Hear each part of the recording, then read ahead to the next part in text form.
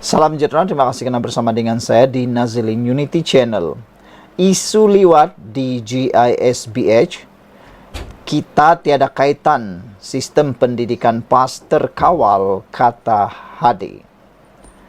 PAS hari ini menyangkal dakwaan media antarabangsa yang tidak dinamakan yang mengaitkannya dengan Global Ikhwan Services and Businesses Holding Sendirian Berhad GISB. Menurut Presiden parti itu, Abdul Hadi Awang, dakwaan berkenaan adalah berita yang tidak betul. Itu satu berita yang tak betul. Tak ada bukan ahli kita. Tiada kaitan dengan kita. Itu perlu siasatan polis. Katanya pada sidang akbar selepas menyampaikan ucapan dasar pada muktamar tahunan PAS ke-70 di Kompleks Al-Makmur, Kerdau, Temerloh hari ini. Pada 11 September lalu, polis menyerbu 20 rumah kebajikan di Selangor dan Negeri Sembilan yang dikaitkan dengan GISB. Ia susulan laporan pengabaian kanak-kanak, amang seksual dan perbuatan cabul terhadap anak-anak di rumah penjagaan berkenaan. Ketua Polis Negara Razarudin Hussein berkata, daripada risikan dan keterangan yang diperoleh, mangsa diajar meliwat. Seterusnya diliwat oleh penjaga dan dipaksa meliwat penghuni kanak-kanak yang lain. Bagaimanapun, pegawai GISB kemudiannya tampil menafikan dakwaan kaki tangan syarikat itu mengajar kanak-kanak untuk meliwat. Sebaliknya, dia mendakwa ada kemungkinan kanak-kanak itu belajar sendiri berkenan liwat.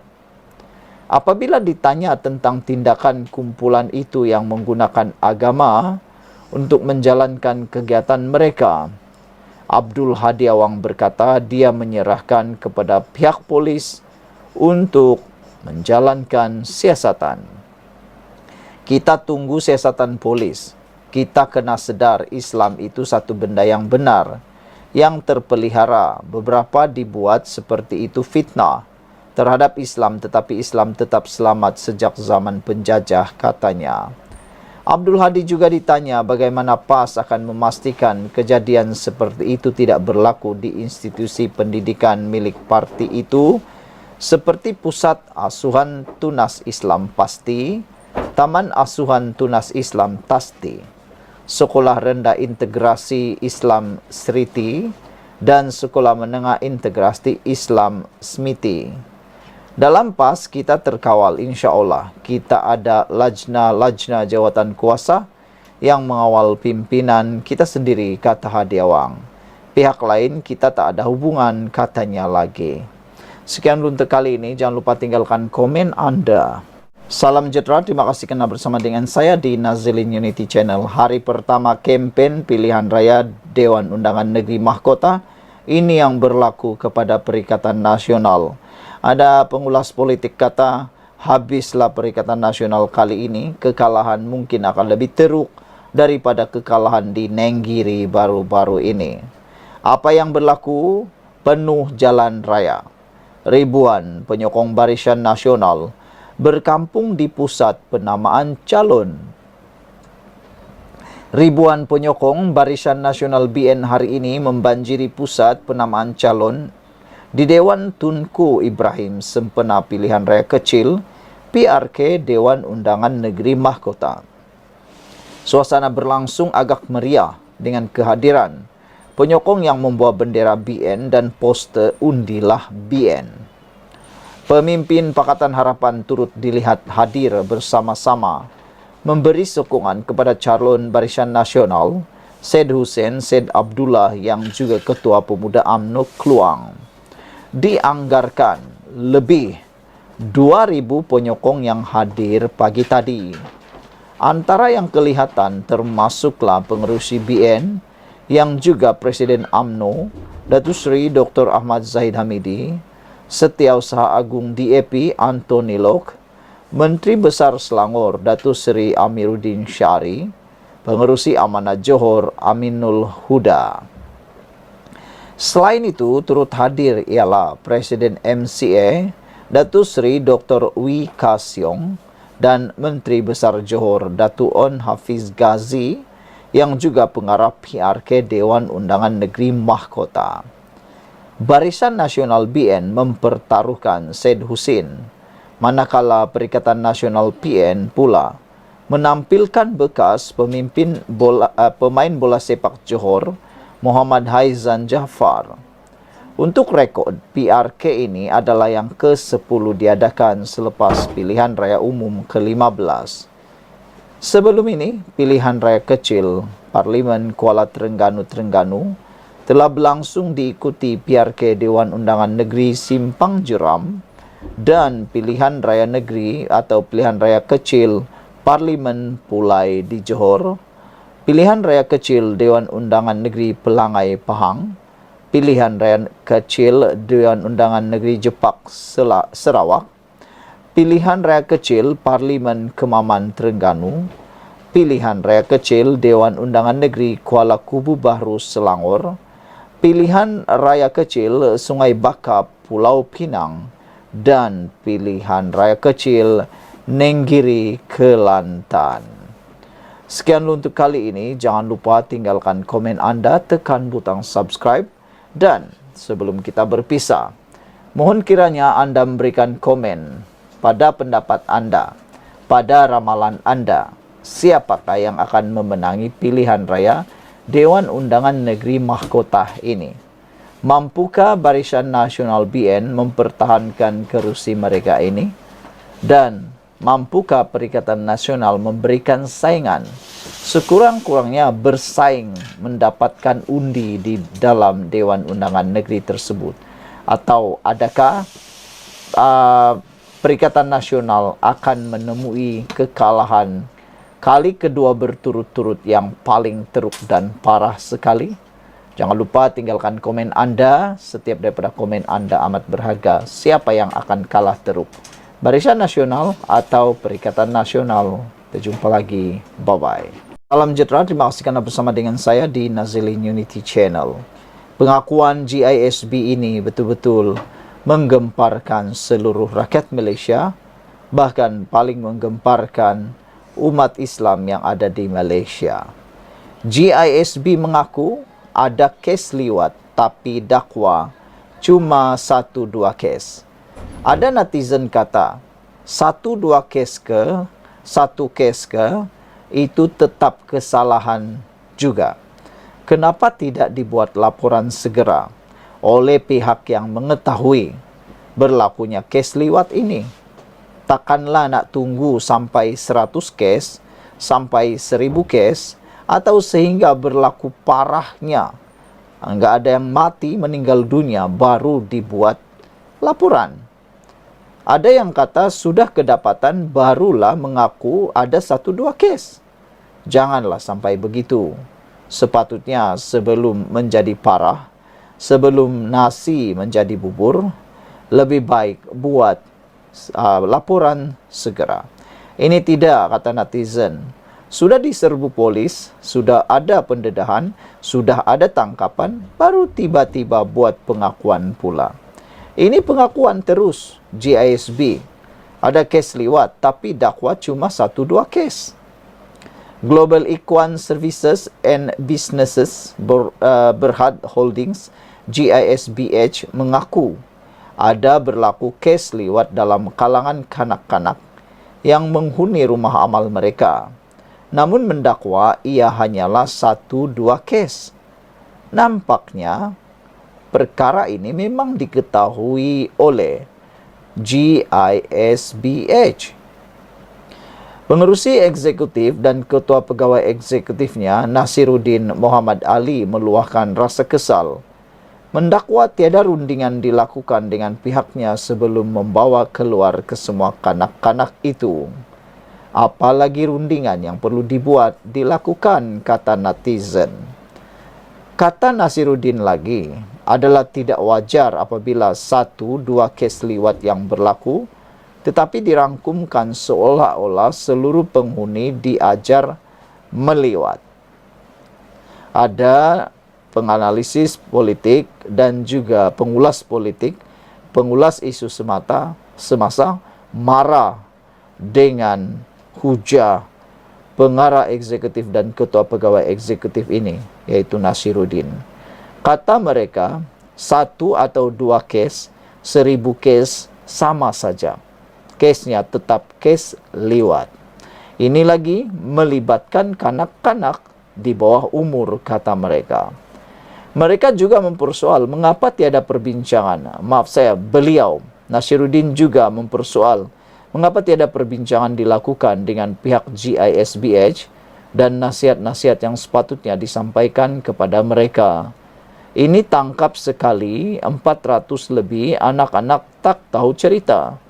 Kemudian dituduh liwat. Memang liwat tu ada, tapi 1-2 kes. Kenapa dirangkumkan semua hasilnya? Kata beliau. Kemudian kata memperdagangkan manusia, eksploitasi anak-anak. Benda-benda ini berlaku begitu pantas, langsung tiada rundingan, peliklah, katanya dalam satu video penjelasan di laman rasmi GISBH pagi ini. Beliau juga meminta pihak polis menunjukkan bukti salah laku di premis rumah amal GISBH jika benar mereka melakukan kesalahan. Ini termasuklah dakwaan penyediaan air berkat menggunakan bulu kaki yang berlaku sejak 30 tahun lalu. Beliau berkata, ia tuduhan yang tidak berasas dan amat jijik. Memang betul. Perkara itu kalau benar-benar berlaku, memang jijik. Saya kesal, kata beliau, dengan benda-benda macam ini sebab sangat jijik. Cerita ini tak berasas, katanya. Bukti tak ada, tunjukkan bukti. Sepanjang 30 tahun, GISBH kalau ada menyalahi undang-undang, tunjuklah bukti, katanya lagi. Ketua Polis Negara berkata pihaknya berjaya menyelamatkan 402 kanak-kanak. Namun Nasyirudin menggunakan istilah kanak-kanak itu telah ditangkap. Pengerusi eksekutif GISBH itu berkata lagi, pihaknya kini sedang mendapatkan nasihat undang-undang dari peguam dan akan mengambil tindakan seterusnya dalam masa terdekat. Kami sedang mendapatkan peguam. Esok peguam akan mula bertindak mengikut undang-undang. Saya sangat kesal tuduhan guna akaun palsu. Saya dengar macam-macam, katanya lagi. Sekian dulu untuk kali ini. Jangan lupa tinggalkan komen Anda. Salam sejahtera. Terima kasih karena bersama dengan saya di Nazlin Unity Channel. Ini paling panas. Hadi Awang nafi. Dakwaan PAS ada kaitan dengan GISBH. Wow. Ini memang paling panas dan perlu kita ketahui sepenuhnya. Kenapa tiba-tiba PAS ada kaitan atau dikaitkan dengan GISBH walaupun telah dinafikan oleh Hadi Awang. Presiden PAS menafikan laporan media antarabangsa yang mendakwa parti itu ada kaitan dengan Global Ikhwan Services and Businesses Holdings GISBH. Tan Sri Abdul Hadi Awang berkata, syarikat yang didakwa mengeksploitasi kanak-kanak sebagai pekerja itu tidak mempunyai hubungan secara langsung dengan partinya.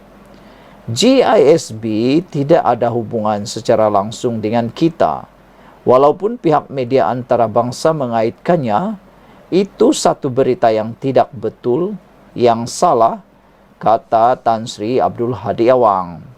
Ada netizen kata kalau betul siaran media antarabangsa yang mengaitkan PAS dengan GISB itu 100% salah dan fitnah, apa kata PAS atau Hadi Awang buat tuntutan saman terhadap media antarabangsa ini. Jangan biarkan media antarabangsa ini memalukan parti PAS, parti yang kononnya stabil, prihatin dan suci itu. Jangan biarkan dinodai pula dengan kotoran fitnah. Jadi, apa kata? Kalau Hadi Awang, PAS, cepat-cepat ambil tindakan saman media antarabangsa itu. Ada netizen kata kalau tak berani saman, nanti orang akan salah faham dan mungkin akan ada anggapan bahwa memang ada kaitan. Saudara-saudara sekalian, pepatah Melayu kata, berani kerana benar, takut kerana salah. Kalau memang benar, apalagi pergilah saman media antara bangsa itu. Tiada dan bukan ahli kita terlibat, kata Hadiawang. Tidak ada kaitan dengan kita, kata Hadiawang lagi. Itu perlu kepada siasatan polis, katanya dalam sidang media selepas merasmikan Muktamar PAS ke-70 di Kompleks Al-Makmur hari ini. Ahli Parlimen Marang memberitahu PAS akan sentiasa mengawal institusi mereka agar kejadian serupa tidak berlaku. Dalam PAS insya-Allah kita terkawal.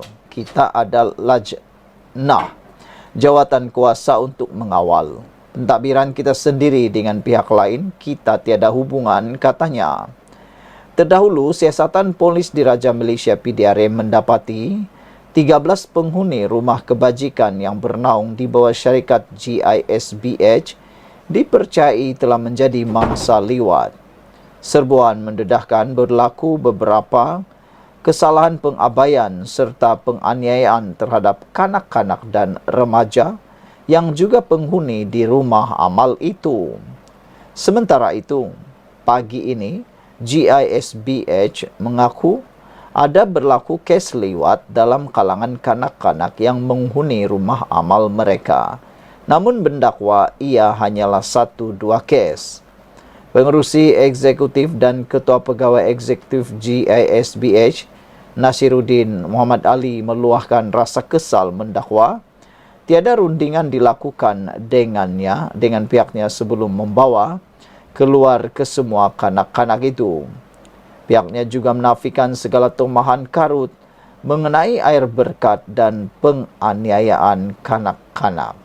Sekian dulu untuk kali ini. Jangan lupa tinggalkan komen Anda. Salam sejahtera. Terima kasih karena bersama dengan saya di Nazilin Unity Channel.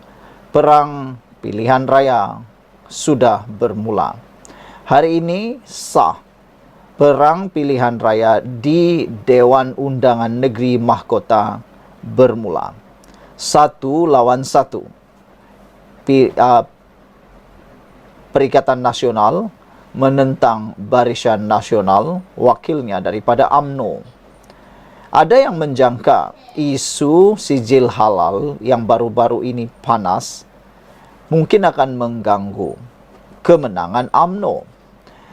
Jadi gembiralah kononnya sebentar pembangkang atau Perikatan Nasional yang menjadi musuh atau lawan Barisan Nasional UMNO dalam pilihan raya itu.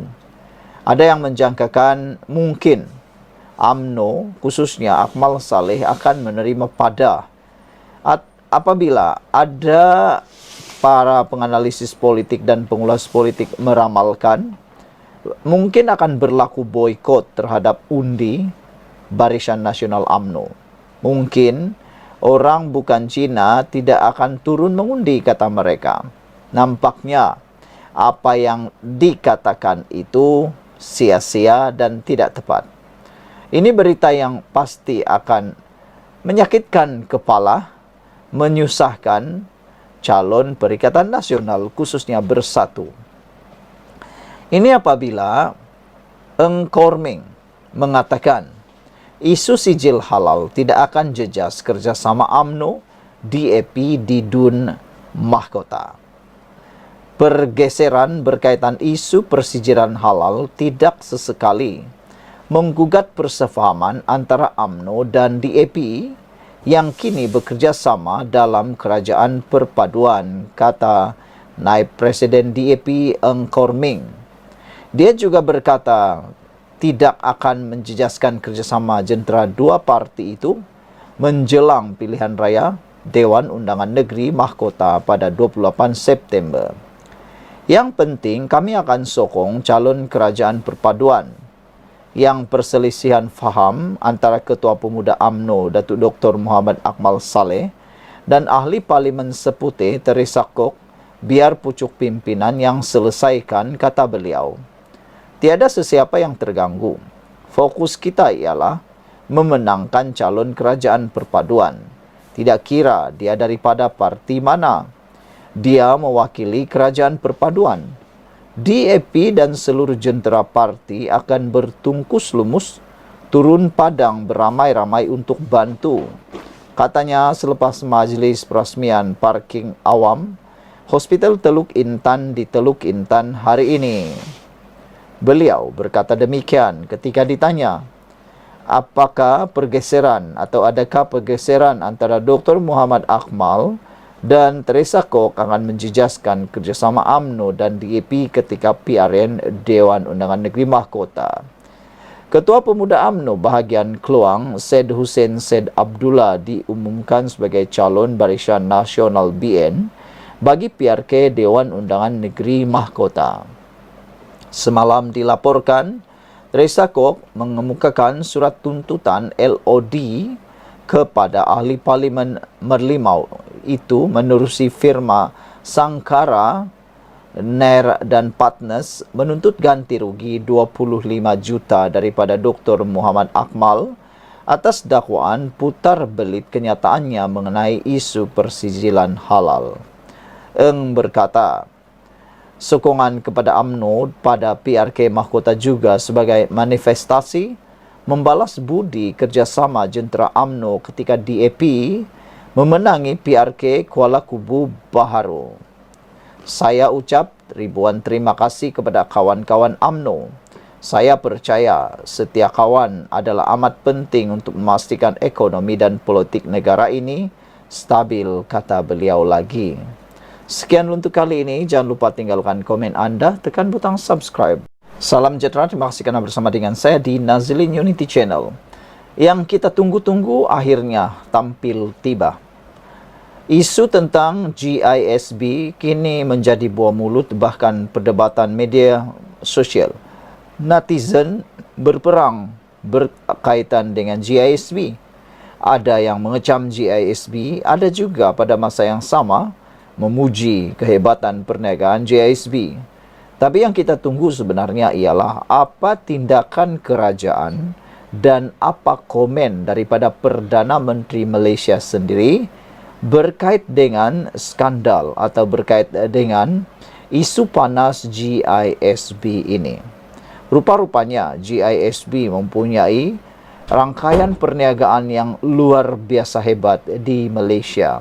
Bukan sekadar mempunyai restoran seperti yang biasa orang tahu, tetapi mereka juga mempunyai pelbagai perniagaan yang lain yang lebih hebat lagi.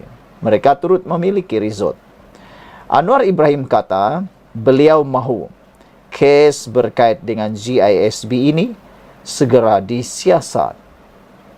Perdana Menteri mahu supaya siasatan dan tindakan berhubung kes berkaitan Global Equine Service and Businesses Holding GISBH disegerakan.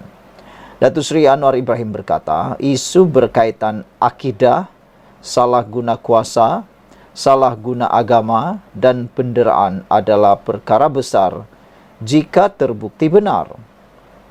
Biar polis buat siasatan dan tindakan mengikut undang-undang. Pihak Majlis Agama terutama di wilayah Persekutuan dan saya lihat juga Jabatan Agama Islam Selangor JAIS serta Jabatan Kemajuan Islam Malaysia JAKIM, kata Anwar Ibrahim.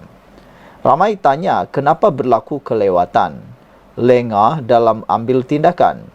Jadi saya sudah bawa perkara ini supaya diambil tindakan segera dalam siasatan dan laporan, katanya.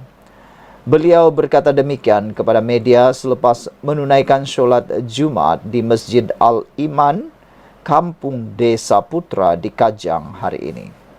Kontroversi membabitkan GISB menggemparkan orang ramai apabila terbongkar aktiviti seks luar tabii serta kerahan tenaga kerja melibatkan kanak-kanak dan remaja di premis kendalian syarikat perniagaan yang didakwa mengamalkan ajaran sesat itu.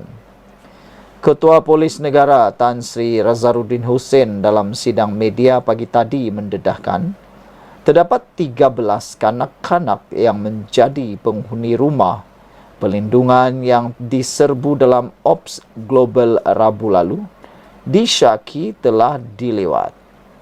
Jelasnya, ia berdasarkan saringan perubatan yang dijalankan terhadap 13 mangsa berumur di bawah 17 tahun yang menghuni di pusat perlindungan yang dikaitkan dengan GISBH di Selangor dan Negeri Sembilan.